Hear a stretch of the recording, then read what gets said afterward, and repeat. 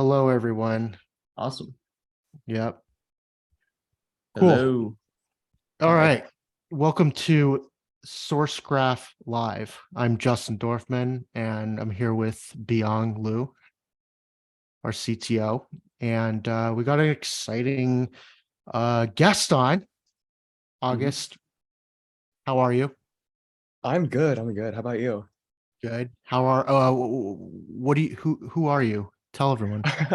Okay, that's a good question. Who are you? I guess I'm a student right now. At the moment, I'm a university student. And I'm also like an open source tooling developer, I guess. It's like my two labels, I guess. Yeah. Okay. According to my notes, you learned to code at the age of 6. No, wait a minute. I don't think That's that's what right. the startup scene.me says. That is completely wrong. Whoa. The media is not always right. No. Whoa, that would be impressive, not gonna lie, but that is not correct. I think it's more like the age of 8. That's more accurate. Okay, age But of it's 8. still, but it's not 6 years old now. But you were a teacher at 12? Yes, I will. Okay. Wow, you really did your background research here. I feel like I'm being interviewed by a journalist. Wow, okay. But I am a journalist. okay. I think okay, sure. But yeah, I started teaching people very young, I guess, because I had acquired the skills necessary to do that, I guess. Like there's a certain level of like introspection and knowledge that you can reach, I guess, that where you understand what you're doing, I guess, hopefully. And I guess I reached that very early on, and I managed to like be able to spread my knowledge and my information I had. So yeah, very early on. Okay. How did you get into programming in the first place? I was bored one summer and I started programming pretty much. Yeah, it's kind of That's awesome. What do you remember, like what made you interested in, because there's many ways to solve boredom, right? Like I feel like, why not just video games, right? Like why'd you get into coding? right. I think I only had like one video game at the time. I think it was Minecraft, and I had played it like a lot. And I was like, okay, there must be no other video games in the world. So I only have Minecraft, so let's do programming instead. Nice. Awesome. And we met in Discord, and you're really into Zig. Yes. How'd you get into it? What's going on? So I got into Zig, I think April or March 2020. So during like start of COVID, we had school off and everyone was like, don't worry, in 2 weeks I'll be back in school. Okay. 2 years later, and it didn't work out like that. But I had quite like the free time for learning a new thing, I guess. And I had always done like web dev things, very high level code. And I wanted to go like closer to metal in that sense. So I started learning C first, and I found it very difficult. And so I found Zig, and I was like, okay, this is a cool language, cool community. And I kind of hooked onto it, I guess. Yeah. Nice. You started maintaining ZLS.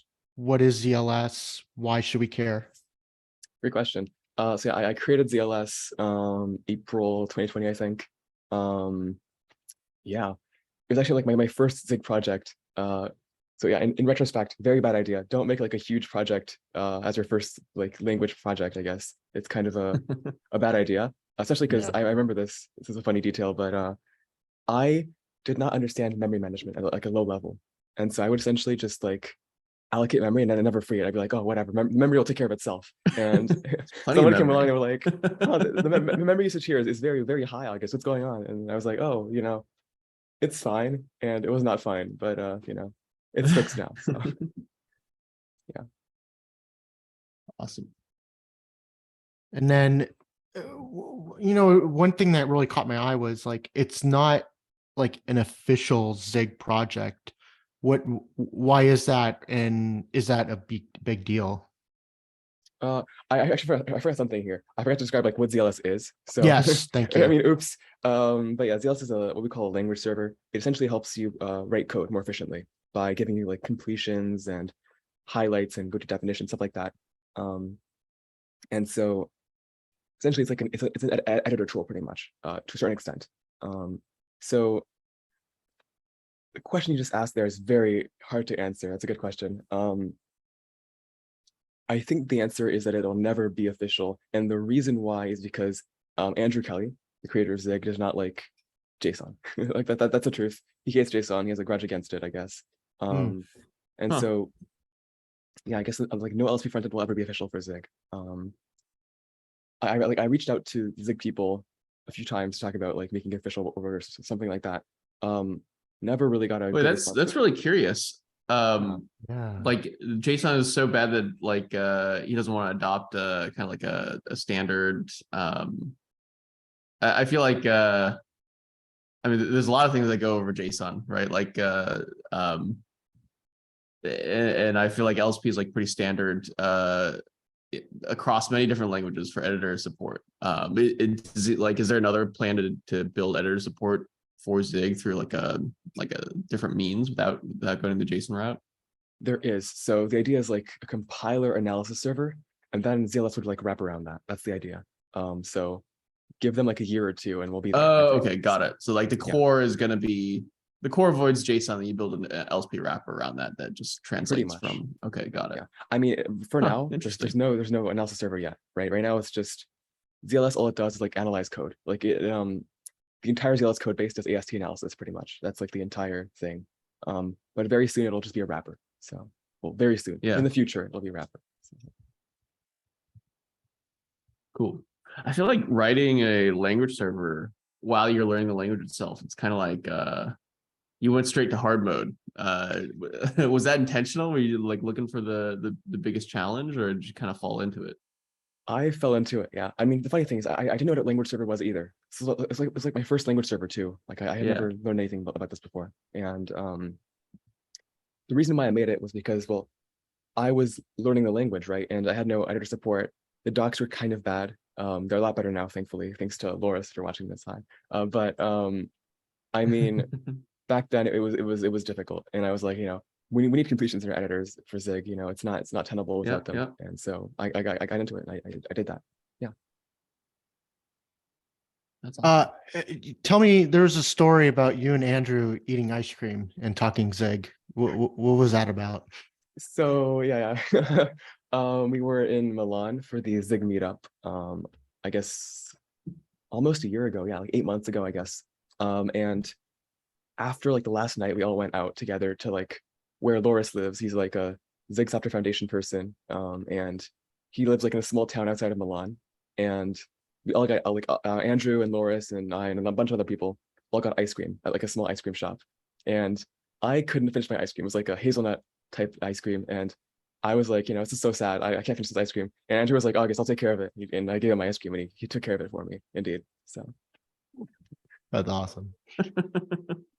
And then one other thing that was interesting was the whole ZLS thing then led you to meet Stephen on our team. How did that come about, and like what came from that? Good question. Wow, okay. Good details there. Yeah. I mean, That's what I so do. So Stephen and I are like in the same way. I mean, Stephen's a Zig guy as well. And in Zig, he does something completely different. He doesn't do tooling, he does game dev, right? Very different things. But I knew that he did like tooling stuff. And so I occasionally asked him for like small pieces of advice, like, hey, any ideas about this, or about like where I should go next? And this is fake process. I'm gonna keep it very vague because it's very technical. But essentially one day I asked him about static code analysis with LSIF, and he pointed me to you, and he was like, join the Sourcegraph Discord. And I was like, okay, that seems pretty cool. And I mean, yeah, here I am today, I guess. That's what happened. So That's awesome. Right, but what came of it? What came of it? Well, I guess if you mean after joining the Sourcegraph Discord because of Stephen, I mean, here we are. We have like scip-zig. We have this PR that's going to be reviewed maybe today.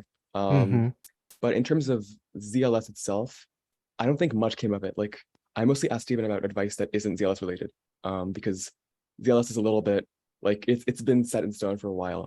Well, not set in stone. It's just we're at a point where like stuff doesn't move that fast anymore. Yeah. Can you talk a little bit about like diving into the language internals? What was that like? And I feel like there's a lot of developers out there that maybe view compiler internals as sort of an advanced topic. or the vast majority of developers never dive into the compiler and figure out like how the code that you write gets translated into other things, but you kind of went straight to that.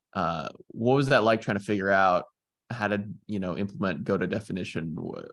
Was it, did you run into like roadblocks at all, where you had to like ask for help, or were you able to like, just like figure it out yourself? So fun fact, I actually never dived into compiler internals. I essentially, instead of doing that, because I'm also very afraid of compiler. Yeah. At least, well, I used to be. I'm not really anymore. I dive into it a little bit, like Yeah. occasionally now. But I re-implemented the entire Zig compiler pretty much in ZLS. It's kind of what we do. Like not the compiler, but more so like the AST walker and stuff like that. Is all re-implemented. Okay. Yeah. But so you basically took I assume you invoked the compiler library to like build the symbol table and the AST and all that, and then you just kind of like walked it and used those data structures to get the functionality you wanted. Yes, exactly. So there's a parser, actually. There's a Zig parser in the standard library that does Okay, that for got us, which is really nice. But Cool. about like features and stuff, like go to definition, for example, is probably the hardest feature to implement, I'd say. Well, actually, that's a lie. I think references are the hardest feature to implement in LSP, for us at least. And those two features, I think, were implemented mostly by Alex Naskos. So he's a ZLS maintainer as well. Cool. He joined in, I think, May, June 2020, I guess. Yeah, 2020, May, June. Yeah. And he's actually the reason Zig tools exist. So originally, like ZLS was on my own like personal user like GitHub, and eventually I was like, this is getting like this is becoming like a large project, and so I made a GitHub organization for it. Yeah. Cool, awesome. What other languages were you using at the time before you got into Zig? Great question.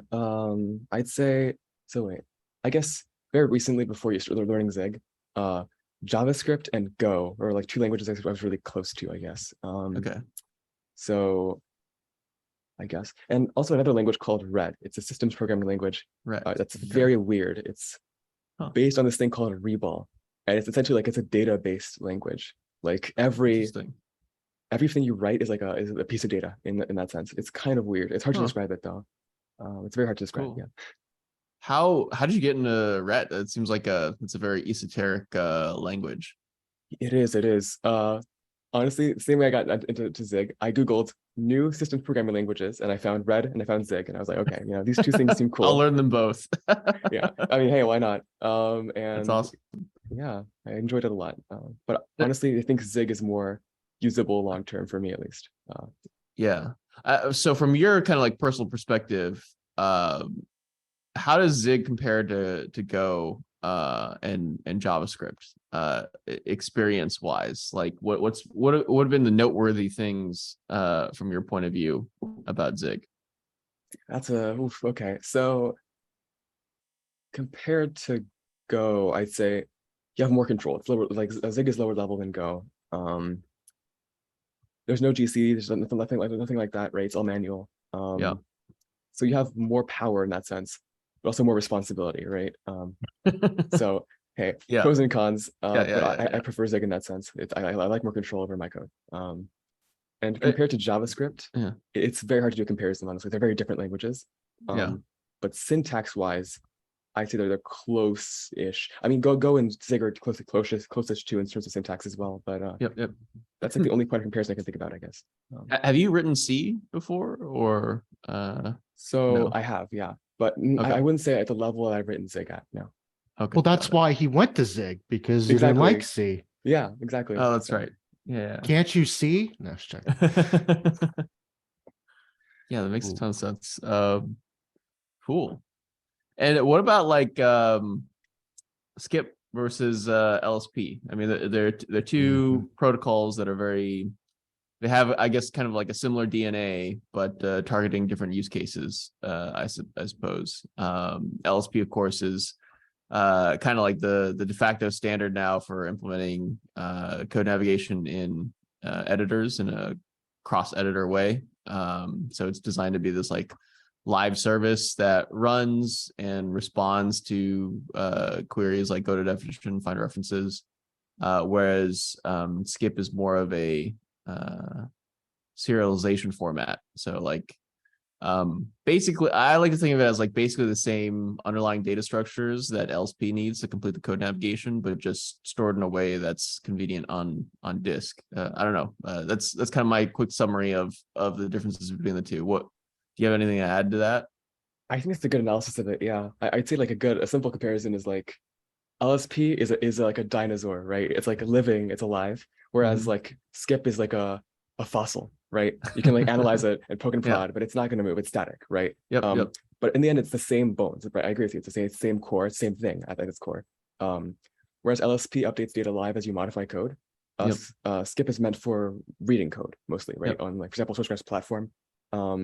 Because you're not going to edit the code on Sourcegraph in theory. I mean, you never know. Maybe that's like a new feature coming soon, but who knows? But at the moment, no, it doesn't make any sense. No plans for editing. Yeah, that's no plans for correct. editing. Okay, so yeah, there you go. I mean, that kind of makes sense then. Yeah. So skip is just static code analysis, pretty much in that sense. Yep. And like, why, if you have this live thing, why do you need the fossil? I guess it might be a question that some folks might be asking. Great question. I guess I'm gonna keep making these biology analogies because they're great actually. But like dinosaurs require tons of energy to maintain, whereas fossils are just laying there, right? Fossils just stay there. They're static, they're files. I mean, LSP, using LSP for Sourcegraph, right, would require tons of computation, either on the server side or the client side. So it's very heavy, whereas skip is static, right? You compute it once, you're done. That's it. And so it's a lot better for that application. Yeah. Fun fact: we used to run language servers on the server side in Sourcegraph. Wow. Okay.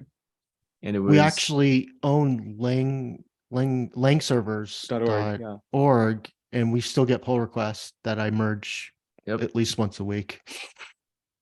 Yeah. So the issue with lang servers, computation was actually okay. I mean, it was definitely more computationally intensive and not as efficient as skip, but I think the actual the real issue there was the cold start time. Because if you have like every repository indexed and you want to just be able to like link people, some of the language servers have like non-trivial start times. Like the Java language server I think was a couple seconds for smaller repositories, but you go to like a larger one and you'd be waiting for like 30 seconds, and it's not a great user experience. So we started looking to move more towards an index format where we could do the compute beforehand and just serve things instantly when the user arrived. I'm curious, did you look into ELSIF at all when you're looking at skip? That's another like point of comparison that comes up often. ELSIF is kind of the sister protocol to LSP. It's kind of like a straightforward serialization of the data structures that LSP uses and the operations that the language servers support, whereas skip is more of a I guess it's less close to LSP than ELSIF is, and tries to be how would I say, like more concise or more less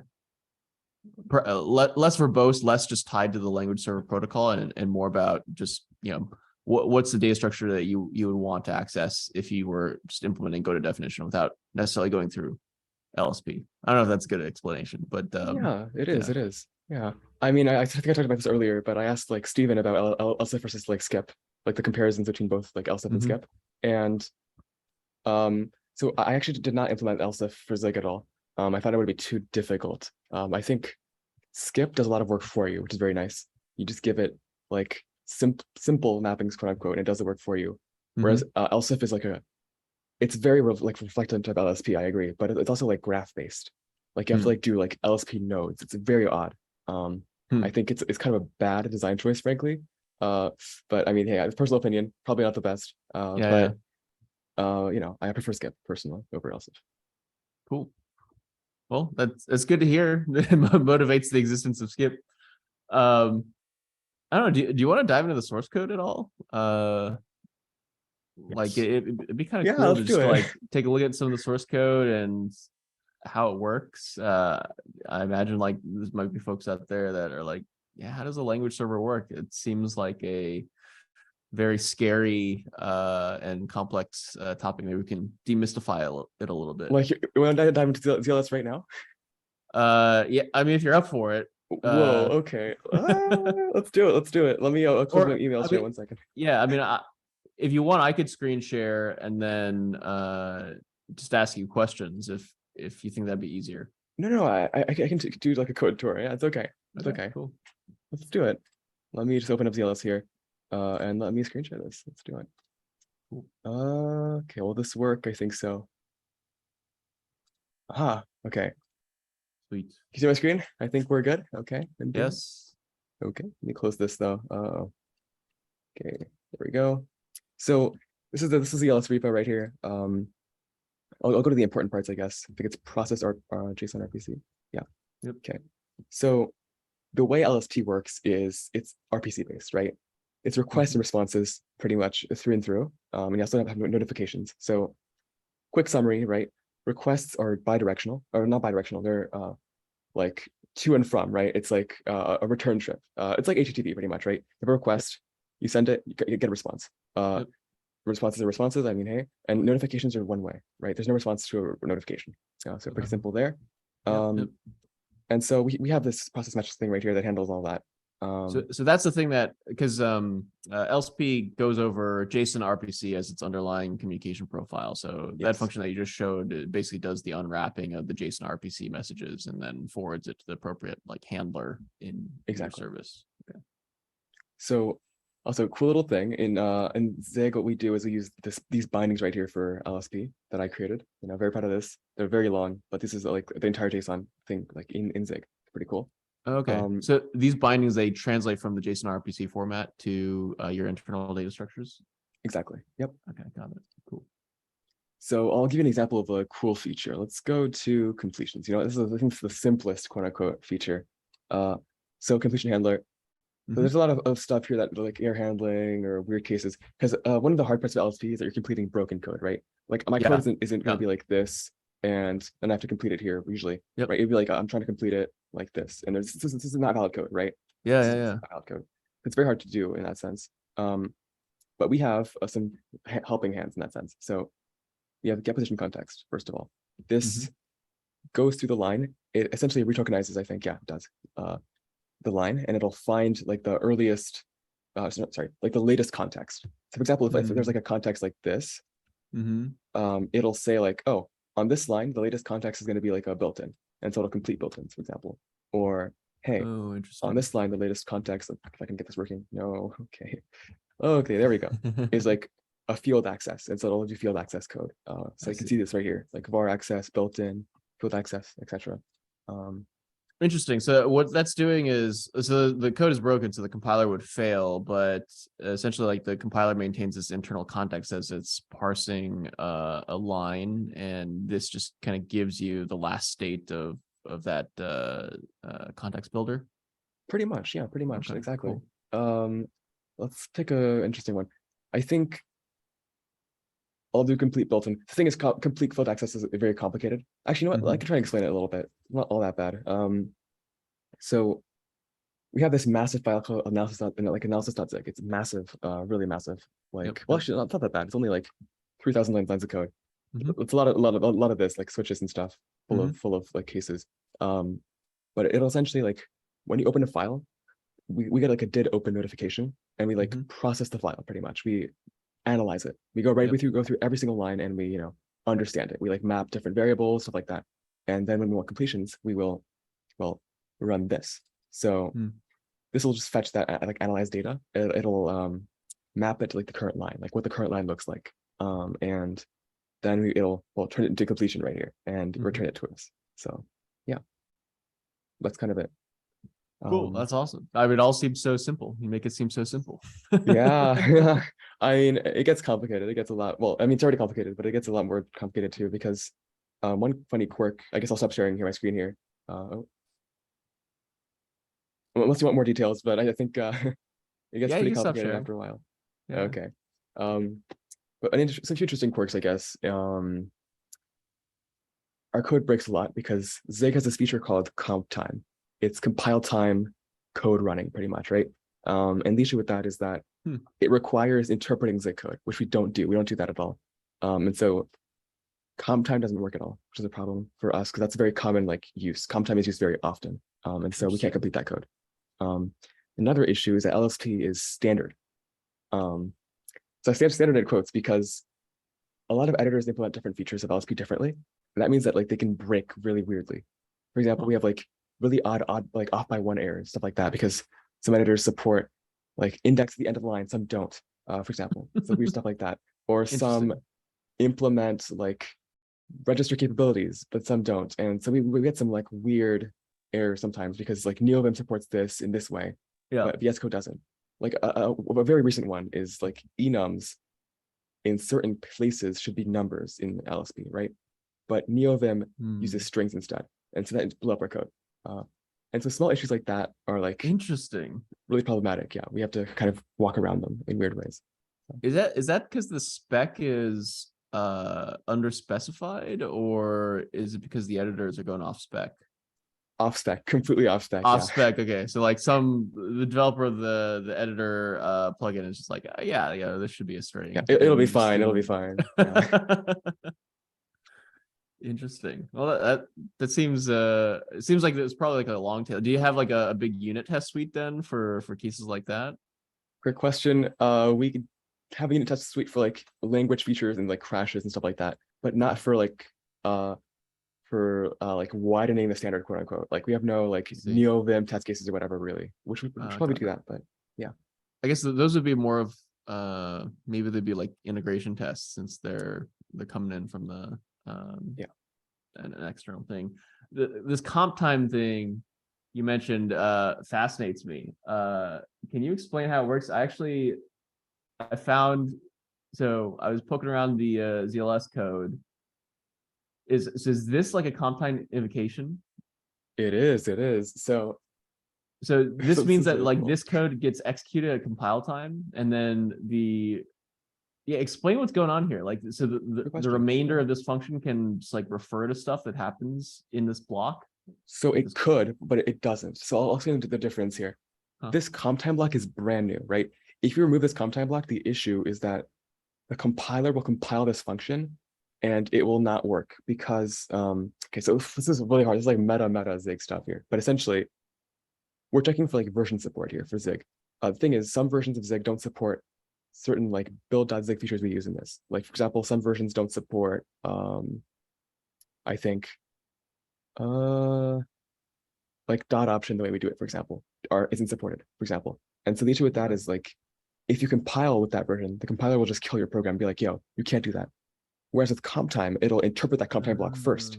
And regardless of the compiler version, it'll be like, this is really weird, this is invalid. It'll throw a compile error. So comp time gets evaluated before runtime at compile time. I mean, it's called comp time for that reason. And that allows us to like stop the compiler and be like, yo, this is not valid. So got it. So ZLS can't index any code inside comp time blocks. Well, it can, but the issue is it gets a lot more complicated. So you can essentially generate types in Zig with comp time, right? So the issue with that is we can't analyze those types pretty much. Yeah. Oh, that's fascinating. I mean, it's kind of like a code generation issue, which I think gives a lot of, certainly gives Sourcegraph trouble, because basically like it's like a situation where the code that you're trying to refer to doesn't exist statically. It kind of gets dynamically, well, I guess it gets statically generated. It gets generated at compile time, but it doesn't exist in source. And so therefore it's hard to refer to when you're indexing code. Although I guess like I would have thought that if you're invoking some compiler library underneath the hood, I guess you're just invoking the parser, and perhaps the parser doesn't run those comp time things. That might be like a thing that runs in some other part of the compiler. Interesting. Exactly. Yeah, it does not run the comp time stuff, sadly. So we have to essentially re-implement the interpreter like comp time, which is very it's interesting. Real quick, we have a question from Son. Comp time is like inline build Rust build.rs then. I actually do not know Rust, so I can't really answer that question. Wait a minute, you don't, why are we on the call with this guy? Just joking, kidding. Yeah. So okay. So some we don't know that question, but Yeah, I don't know Rust either. oh, unfortunately. Christoph responded. Oh, Loris Crow. Hey, he's here. That's the Loris. Build.zig is like build.rs. And okay, cool. Look at us all helping each other like a really healthy community. It's really, really cool. I guess I do have a Um, parallel for comp time, by the way. Like, Go ahead. if you want to think about it, it's like, well, so Loris is Christoph IT in the chat, right? So I don't think you like this explanation, but essentially, it's like macros, kind of, right? But it can't generate any AST modifications. It can only like generate new types and stuff like that, new values like that are valid. It can't do like AST modification, but it's essentially just like macros. Like it's like it expands to code that you could typically normally write, pretty much. It's hard to describe, but yeah, that's kind of how it works. Interesting. Now I'm trying to like search for examples of comp time because I I'm can show you. curious. I as can to, show you an like, example right now. I mean, yeah, I'm yeah. down. Okay, let's do. Let's take it for a spin. I Well, mean, it's very actually, fun. can I share my screen real quick? Yeah, I of course. just did like Go a for it. search for it.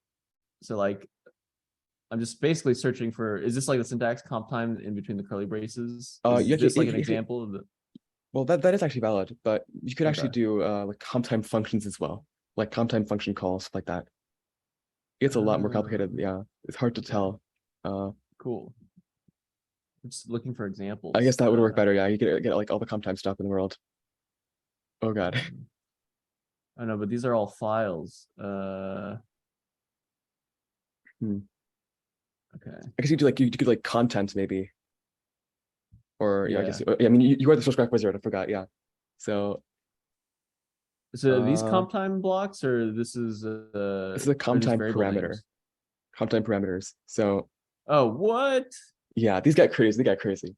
So a great How does example that here. work? Right. So that means that every time that someone feeds in like a different name, essentially becomes like a different function. Like get section data 1, 2, 3, blah blah blah. Right. Every time there's like a different name fed in. So it's really useful for like. So it's kind of like a. Does Zig have like templates, or is this the way that you do templates in Zig? This is templates pretty much. Yeah, exactly. Okay. Yep. Got it. Christoph and share or Sharp object. Yes, they dropped some links in there. I don't know if they're relevant, but They're very relevant. Yeah. So Okay, I do good. recommend reading Christoph's blog post, definitely. So okay. I'm gonna drop that in the show notes. Wait, who is Chris? Are these Zig community members? yeah, Christoph IT is Loris Crow. He's the Zig Software Foundation VP of a community. Yeah. Oh, awesome. Yeah, like- duh. Yeah. I'm just joking. I'm No, kidding. no, but We should bring yeah, them it's- up. if you want, Loris, join us. I mean, I'm gonna drop them a link. I'm gonna drop them a link. We got some time. okay. What? It's not. Wait, it's Christoph or what's his name? Loris, Loris. Loris. All right, Loris. I'm gonna somehow send you a DM. I think yeah, you just PM him on Twitch, hopefully. Okay, let's see here. Continue, y'all. I'm just Right. I mean, if you want, totally- Bang, I'll show you some cool examples of. Yeah. Oh, let's do it. So okay, whoop, let's hope this works out. Let me open up my sandbox here, my favorite little code project here. This is where I just like write random Zig code. Oh, this will actually crash CLS. Okay, so some cool examples. I can, for example, do this. So let's call this Among Us. I don't know. Right. So first of all, notice that this is a comp time T type. So what that means is types are comp time only, right? Understandably. And let's return a type, right? And let's, for example, let's do this. Struct ABCT. And now if I feed in type, it'll say in a test block. Also, this is ZLS running here, by the way. So cool thing in the bottom here. I say, I do this. Now this will have like ABC with type U8 as a field. Yeah. If I do like this. Also, yeah, we kind of have completion. See, this kind of works, but it's a hack. It's complicated, but it's a big hack. And so now if I do like this, for example, probably do a var here. I can print this out and it'll work. Cool. This is an example of like very basic type generation. But there's also this thing. You said types are comp time only. So like I couldn't, if you that function would not be valid unless it was comp time. I mean, for this specific context, yes, because this requires a type, which is comp time only. I can't feed in the type at runtime, right? Makes sense. Because it's very low level. I can't do that. But yeah. A good example of runtime, of a mix of runtime and comp time is this. like, let's say, you know what? A very good example is this. Wait. Log.zig. So I think this is, yeah, this. It's a log function. So in Zig, you have args any type, which is like your parameters. These are runtime. And the rest are comp time. So like the format string is comp time, right? Like in like a printf, if you will, right? This is like that string is comp time. Yep. The scope of the log is comp time, and the log level, like info or like error or warn, is comp time. And so these are pretty much Interesting. baked in at compile time, right? Like in the executable. And this is variable. Oh, Loris Crow is in the chat. Hey, Loris. Here, I'll stop sharing. But yeah, this is kind of comp time pretty much. Awesome. Hello, everyone. Hello, Loris. Welcome. Thank you. Very funny going from spectator to being on the call. This is how we do it here. We're changing the game, you know. Nice. Yeah. There's actually a question that came in. Will there be a way for ZLS to properly handle comp time logic, or will it always have to have a hack around it? So there will be. I know Loris. I see Loris as an answer in his mind. I see it. But right now we're working on a hack, right? At ZLS land, like an interpreter hack, but it's very experimental. And I know what Loris will say. Loris, you want to say it?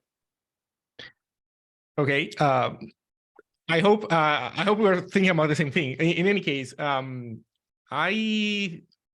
hope for everybody that actually that part of functionality will be provided by the compiler itself. Because it's complicated, and if you try to mimic it, it's hard. And ZLS has always been able, as far as I understand, to get away with basically doing analysis of the AST, which it works. But yeah, comp time is complicated. It's stateful. It's full arbitrary code execution at compile time. So it's you have to run it. Like there's no escape, right? Turing completeness and all that stuff. So the compiler itself should provide that functionality. That's I think the idea. Cool. Sick. Yeah. By the way, you were asking earlier about how to think about comp time. In my opinion, a good definition, a good way of thinking about it, at least as a starting point, is that you can use it kind of like you can do runtime type reflection in Go or in other programming languages. You can do the same with Zig, but only at compile time. So Zig doesn't have runtime type information of any kind. Like the final executables don't contain any information of that kind. Right. But while you're analyzing, while you are compiling the code, you are allowed to use a superset of the runtime language in a sense, where you can operate on types as if they were normal values, but then only for stuff that can be resolved at compile time. At runtime, you cannot create a new type, for example. That's not allowed. Fascinating. I'm also thinking a little bit about like TypeScript, the way that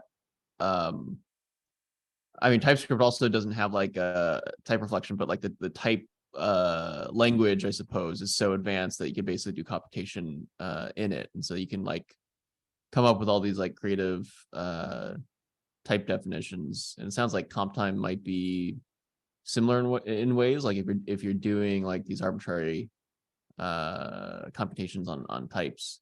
I guess is it mostly for like templating purposes, like changing the execution logic depending on the type with which something is invoked, or you can do either funkier stuff. If you want to screen share and bring up my blog post, the one that I linked earlier, you can scroll to a couple of code samples that I think are gonna make you smile because they are a bit unusual. Go ahead. Okay. Sure. This one? Okay. Yeah, this one. Yes. Okay, scroll down to compile time blocks. It's the second code example. So This one. Okay. yes. So here's the idea. Okay, let's set aside Keep for a zooming moment. in, Byung. It's really hard to see. Oh, there we go. That's great. Yeah, that's nice. perfect.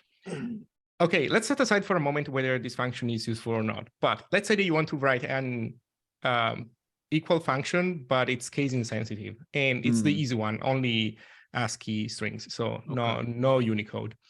But you want to simplify the algorithm a little bit, and you can do that if you know that one of the two arguments is always uppercase. So if you know that one of the two arguments is always uppercase, you can like basically one of the cases that you would have to check for, you don't have to anymore. But now you have to enforce the fact that when people use your API, they need to provide an uppercase string. And if that uppercase string is also comp time known, then you can check a compile time that it respects your API. So this is what this comp time block does. It's kind of like what Auguste was doing earlier by checking the Zig version, except this time is, I guess also this time is data. Right? I don't know. I find it interesting. So, okay, so I understand how it would do this if it's invoked with like a string literal, but like what if there's an invocation of this function just passing a variable? Yes. What's the behavior then? Yeah, it works as well as long as as long as the variable is comp time known. So long story short, it has to be either a comp time, either a string literal, as you said, or something roughly equivalent. So that the compiler can keep track of what it knows or doesn't know at compile time. I see. But yeah, ultimately it only works for stuff that it's known statically. Oh, I guess since the argument is annotated with this comp time thing, then the argument has to be comp time known. It's not like you can take like a user input and then feed it in. Exactly. It wouldn't work. Without the keyword, this would give you a compile error because it would say, I don't know how to do this, resolve this at comp time if the argument is not comp time known. Okay. But a really cool thing though is that you can like you can't take a comp time function and run it at runtime, right? But you can take a runtime function to a certain extent and run it at comp time. So for example, that's the previous example. That's the one. Yeah, if you scroll back up, you can see that. It's pretty cool. Yeah. For example, there you go. Oh, cool. Yeah, a function doesn't have to be special. Yeah. Very cool. Very cool. Yeah. So basically here, multiply, it's a normal function, but the arguments are not required to be comp time. But in this case, we assume that we know them and they're 4 and 5. And so we can resolve that at comp time and use that to define the length of an array. Now I'm thinking like there's got to be ways to abuse this, right? Like you know, with the yes. Now you're thinking with comp time. There are even funkier examples down below. There's one about the square root. That one is really interesting. I think it's a bit above. Yes, this is the example. Okay. So this is lifted from the standard library. Maybe the latest version today, it's not like this. This was how it was written in the standard library a while ago, at least. So it's a square root function. Given the way how the square root works, if you provide a, 64-bit integer, what you're gonna get back is a integer that needs half the bits to be represented. That's what the square root does. So the idea is that if you pass in a, as I said, U64, then this function defines its return type as U32. And the way the return type is declared, your mouse was correctly there, is by calling a function where the return type should be, right? Where we call the side return type. Instead of writing statically a return type, we call a function there. Got it. That's crazy. Yeah. So talking about abuse, you can do a lot of interesting things based on that. I actually have some really cool LSP examples of this. If you want to see that real quick. Yeah. So let me show you this. Yeah, we're really going on a roll here. This is crazy. I love it. Keep it. Keep it coming. A great example of this is type checking for LSP, right? So okay, if I could find these, I'll pull up the repo on GitHub, I guess. Or on Sourcegraph, but I think I have it pinned on GitHub somewhere, so I'll just do that. Let's get zig libs LSP somewhere here. So essentially, the way people usually write language servers is using TypeScript, right? The problem with that is there's no, or using JavaScript or TypeScript. The problem is there's no real type guarantees, right? Here we guarantee them, and the way we do this is using comp time. So I'll show you this real quick. I think it's here. So we have this params, right? You give it like a method, right? And it'll return a type. And essentially it'll go through the metadata thing and it'll return a type from that using equal. So this is an equal right here. It's in a 4. I think this actually runs this all runs at comp time. This is all comp time. Okay. And so what that means is if I go here, for example, in my main file, if it lets me know, okay. So you're basically implementing like a semantic analysis or like a static guarantee thing, right? Where these types are guaranteed. Yeah. And so, for example, if I do this, like this is literally this parameter here is a type initialized request. Like it's Yeah. guaranteed, like it's type checked and everything, which is really So, nice. so in other languages, you might like implement a standalone tool, like, you know, Go has like a static analysis tool for checking stuff like this. It feels like in Zig, you just write entire like static checkers in comp time rather than needing a separate thing, because you have access to the full language in this feature. Exactly. Yep. Exactly. That's what makes it so powerful. And like being able to do all of that at runtime and comp time for lots of different functions, right? It's like write Yeah. once, run everywhere, and not just like we're not just talking like cross compile. We're talking like runtime and comp time. Super powerful Yeah. feature. All right, so, you know, devil's advocate for a bit, like this is like a very powerful tool. I imagine like a couple foot guns potentially. It's like you could write something that just like makes compile times take a lot longer. Right? Is that an issue at all? Boris, do you yeah. want to go or okay? Yeah, I'll go. Yeah, it can be an issue. So our solution to the problem is, I would say, mostly culture, in the sense that yes, if you do, you can compute like Fibonacci at compile time. That will stuff like that, right? And that will slow down your compile times. There is a limit though. So when you start the compiler, there's like this. It's called eval branch quota. The idea is that every time you do operations like you're running in a for loop, branching on an if, you're consuming that quota so that your compilation at some point will fail instead of running forever. So compile times are bounded by that artificial resource. That said, that's cool. Wait, the Yeah. quota is like branches or loops, or like every single like bifurcation in the code, like you get charged? I actually am not sure how it works precisely. Okay. I think it's backwards branches. I might be wrong I though see. about this specific, but Okay. yeah, every time, I think every time you jump backwards, I think at least that's how it should be implemented, I guess. It's a runtime constraint on your compile time On the build process, yes. execution. Yeah. Yes, Like exactly. a cool thing too is that you can essentially set that quota. Like if it's not high enough, you set eval branch quota, and you can make it like 1 million or whatever you want, right? Right. Yeah. Okay. Cool.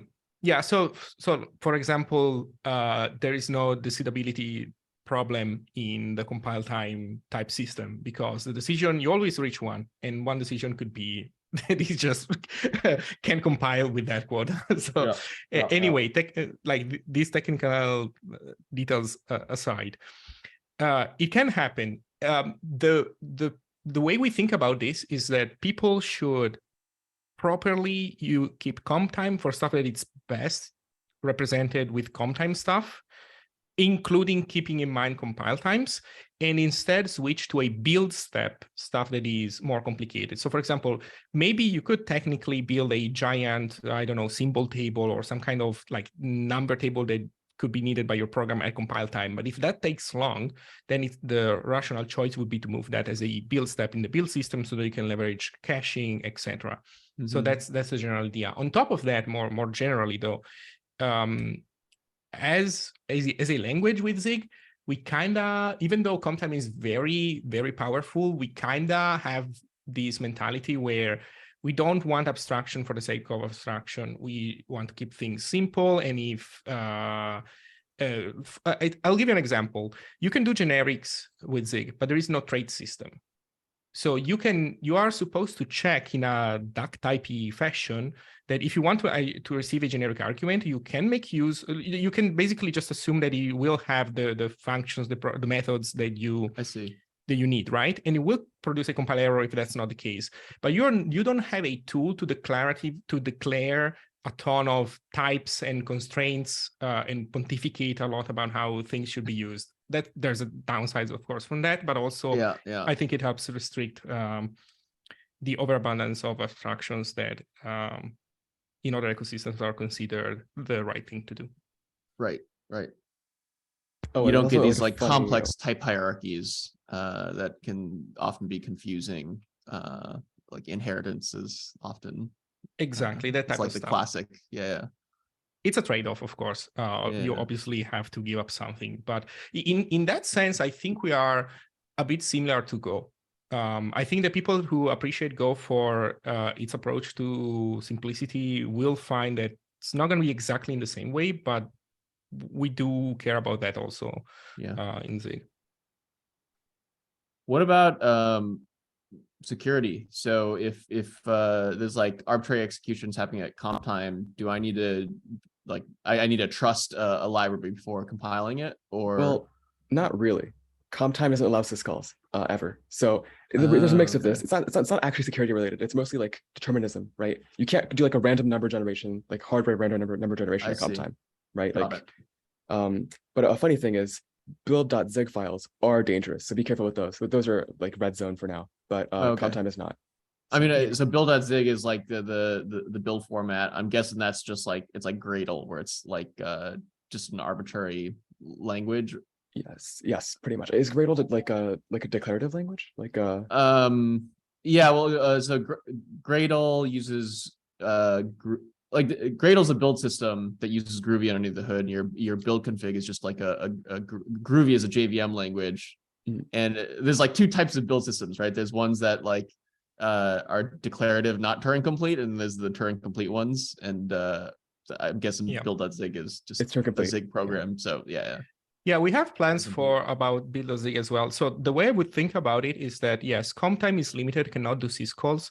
That I guess has good implications security-wise, but the main reason is because comp time needs to behave consistently no matter what the host machine is. It's a cross-compilation tool mainly. So one example is that since Zig is a low-level programming language, it cares a lot about also non-common architectures. If you are going to deploy an application to a little endian machine, or sorry, okay, that's probably the case. Let's say a big endian machine, which is less common, then your operations in comp time will behave big endian as if they were run on a big endian machine. Yeah. But Loris, what if I want my types to depend on a network request? Right. And it's not, there's no way to do that. I mean, yeah, right. yeah. I guess Zig is not going to be the language for you, or you have to use the build system. I want to implement types as a service. For the build system, though, we do have a plan which is currently not implemented, and it's probably going to be far in the future. But the build system is Zig, so it's Turing complete. But normally, the way you use the build library, it basically makes you create a task, like a graph of tasks that need to run. So in a sense, the output, you don't have a main function inside your build.zig file. You just have another entry point, which is supposed to return this build graph that then can be analyzed by the runner. So long story short, our plan for the future is to basically compile your build script into a WASM executable, run it inside WASM, and then obtain the list of build commands that need to be run from that. That's cool. Yeah. And then so the WASM runtime would give you what, like better security constraints? Like I've heard WASM has nice properties there about constraining what Yeah, it would give us isolation, so you can't run a mock in the system. Also, WASM has WASI runtimes tend to have like a capability checks, so like you have to explicitly give access to the network, that kind of stuff. That is very cool. I keep hearing all this buzz about WASM. Seems like a really cool piece of technology. It kind of sort of died down since like its initial release, but it's still very promising. I mean, the fact that you can run these like really complex applications in the browser just seems very I don't know. I'm surprised there's not more buzz on it. I feel like there was like an initial pop. Yeah, was that? It's a misnomer though, because calling it WebAssembly is I think it's a bad name. I think Loris might agree with this. It's not really meant, like the main applications aren't on the web, frankly.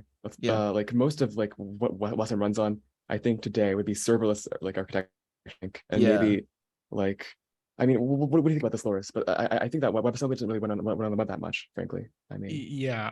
So for Zig specifically, we have a plan for the build system, as I just said. More concretely, we do bootstrap through WebAssembly. And the reason why we do that has a funny connection to CompTime. So in the Zig compiler, we have multi-platform support through CompTime. And we also have the ability to output C code. So you compile Z code to C. I guess you transpile it if you want to be precise about it. But here's a problem. Given the way everything, the compiler pipeline works, and also a mismatch between the semantics of CompTime and C macros,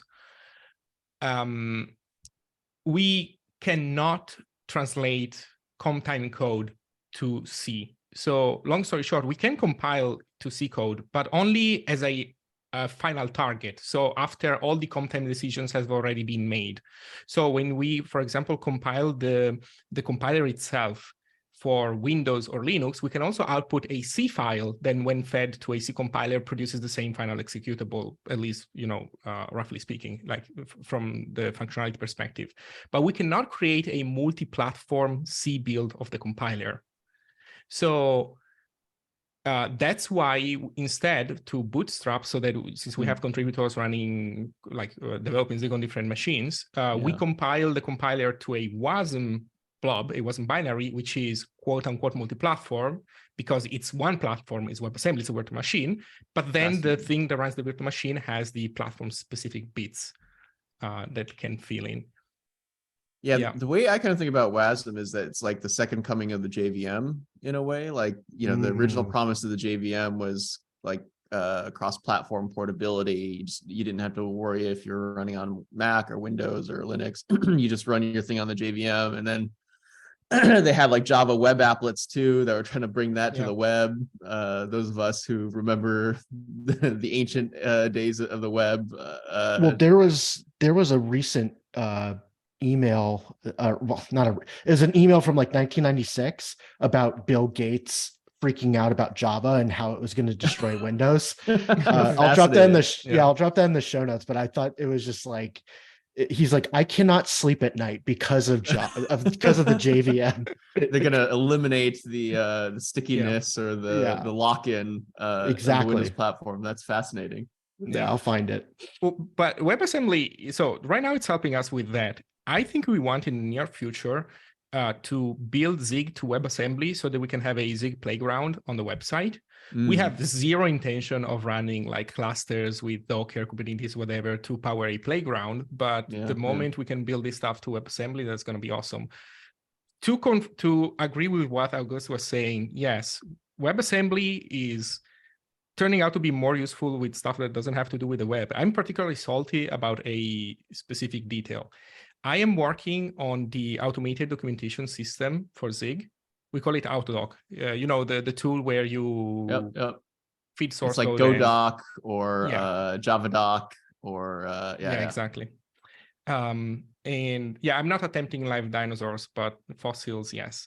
And the thing that drives me insane is that that's the one thing where I would love to be able to reuse code from the backend. And what I consider the backend is the piece, the compiler that produces type information that then a JavaScript. Also, we're building it as like a single page application, not as a pre-rendered set of multiple pages. Okay. And the problem is that I have to write JavaScript. I wish I could write Zig, but it turns out that WebAssembly is not really good at interacting with the DOM. So it's like the one web thing that I would like to. Oh, it's fascinating. What? Yeah, it's insane. So close. It's so close to be useful to us, but not quite. I mean, Zig script coming to a browser near you. I mean, I wonder if Zig will ever get like a JS backend. I'm kidding, but no. I think I think the fix for this in the future very soon. Maybe like give them like 10 years and we'll be dead. We'll be there. Okay. But like the interface proposal in WebAssembly will probably fix that. But it's been marinating for like 15 years or whatever. No, like 7 years, something like that. And it hasn't moved at all. But that's crazy. I guess what's missing? You just need essentially you need to write a library that I guess there needs to be some low level API for like making changes or interacting with the DOM, and then there probably needs like to be like a language level like nice interface on top of that. So whatever the equivalent of like document query selector in JavaScript, like port that API to Zig, whatever feels like natural and ergonomic. Yeah, and also the main reason why I considered that route, but then they ended up not doing it, is performance. The problem, one giant problem in my opinion with WebAssembly is that if you produce a string inside WebAssembly, the browser has to revalidate it. Not only revalidate it, they have to validate, because you from WebAssembly you can only pretty much create byte arrays. So then the browser has to validate your byte array. But on top of that, I think in practice, they also have to re-encode it to UTF-16. Yeah. Which is, long story short, if you then look at like a performance graph when doing manipulations to the DOM from WebAssembly, Yeah. you waste a ton of time re-decoding these strings. Interesting. I hate to be the jerk, but we got to start wrapping up. We have another meeting after this. But before we close out, I would like to do some like plugs, I guess. August, do you have something on the 14th of February? Do I? Wait, no. You're Was- that was the- participating in a panel. Oh no, in that was Montreal. like a few days ago, the 14th of January. Oh, Oh no. Never mind. No, it's all good. It's all good. Okay. Okay, but you have an open collective for Zig tools. I do. You know, come give us money. Sorry. Come support open source tooling. Yeah, here it is. I'll put it in the Zoom chat if you want to share it. But yeah, Okay, it's great. opencollective.com/zigtools. Check it out. Yeah, check it out. Awesome. And Lars, you have, Yeah, and Byong, you have a new kid by the name of Cody. yes, the AI. Yes, so we're working on an AI chat bot that lives in your editor that is going to help you make basically help you be less annoyed as a programmer with a lot of the day-to-day tasks that you want to do. I have a tweet about that went out yesterday. It's getting a lot of engagement. It's not yet open to the public, but it's coming soon. We have a beta list. If you go find me on Twitter, I tweeted out like a type form that you can fill out to get kind of like early access if you want to try it out. We're looking for people who will provide great feedback, and yeah, looking forward to getting that out there. Awesome. And Loris, anything you want to put out there for the community? Sure. I have actually two things. One is, if you happen to live in South Africa near Cape Town, a bunch of us from the community are going to be there for Systems Distributed. You can go to systemsdistributed.com if you're interested. It's going to be in the beginning of February, and in June we're going to be in Canada for Software You Can Love Vancouver. So that's going to be cool. August, I hope to see you there. I will be there. I made the website and I'll be doing like the ticket stuff. So I'll definitely be there. I'll be checking you in, Loris, probably. So, you know. Okay, awesome. And I would recommend for the people at Sourcegraph, if you have some free time to kill, have Stephen explain to you all the insane stuff that he does with CompTime, because he does very interesting stuff in his game dev library. So yeah. Our Stephen? Your Stephen, yeah. Oh, hey. Yeah. Why is he on here? We got to get him on here in one. Yeah, Okay, we're gonna have to do a part 2.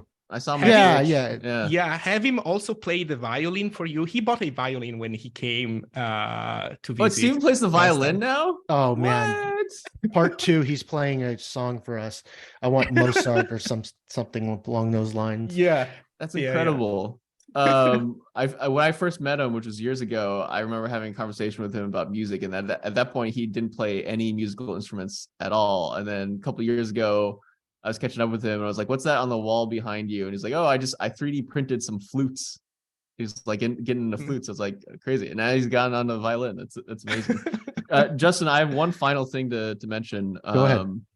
Which is so August here has submitted this pull request to the Sourcegraph repository. Okay. So yeah, Sourcegraph, as you all know, is open core. So yeah, anyone's free to submit a pull request. we had this issue. It's actually been a long-standing issue, embarrassingly, that our Markdown parser that we use is kind of outdated, so it doesn't get stuff like this, which is some embedded HTML that's referencing an image here. And so what August has done is submitted this pull request, which I'm about to review and merge. And I got this thing running locally, and as you can see, it renders the nice image that we have in the Markdown. Bang, if you have Yes. time, if you go to sourcegraph/conc and you look at that there readme, it fixes syntax highlighting as well. That's like the main thing I did. Well, not the main thing. That's like a second thing I did. It fixes Like code syntax syntax highlighting. The Because it was broken Markdown. for like forever. Yeah. If Oh, if you cool. scroll down through there, yeah. View Yeah. full readme, I guess, something like that. Yeah, Hopefully yeah. it works. Let's hope. Okay, so this No? is no. This is Oh, this that's the is remote copy. live. So let me. Do I have this cloned locally? Uh-oh, maybe not. Or you could share your screen, August. I have do. to- I do. Oh, you do. Okay. Okay, cool. Boom. Let's see. All right. Please so work. Scroll Okay. down. Boom. There it is. Yeah. Ooh. So August, you are awesome. Thank you so much Thank for you this so much. contribution. We'll get this merged and live shortly. So And something it to look works forward with to. dark mode as well. Dark For mode, those yes. who are not seeing, Beyond for some reason uses light mode, but you know we won't bust his balls too much. It's better for showing off. Yeah. Presenting. It's only my configuration for live streams. Exactly. Yeah. Sure. I have a Right. physical button that I press. Just Love kidding. it. All right. Cool. Well, thanks everyone for coming. This was really fun. We definitely have to do like a part 2. We really love the Zig community and all the cool stuff you're all working on. I forgot his first name, but something Kelly. Oh my God. Why am I? Andrew. Kelly. Andrew. Thank you. Sorry, Andrew. Is like one of our most popular podcasts. So yeah, a lot of interest in Zig in the community. So August, thanks, and Loris, thanks for coming on. Pleasure to meet you. And that's all we got for today, y'all. Cool. All right. Bye. Later.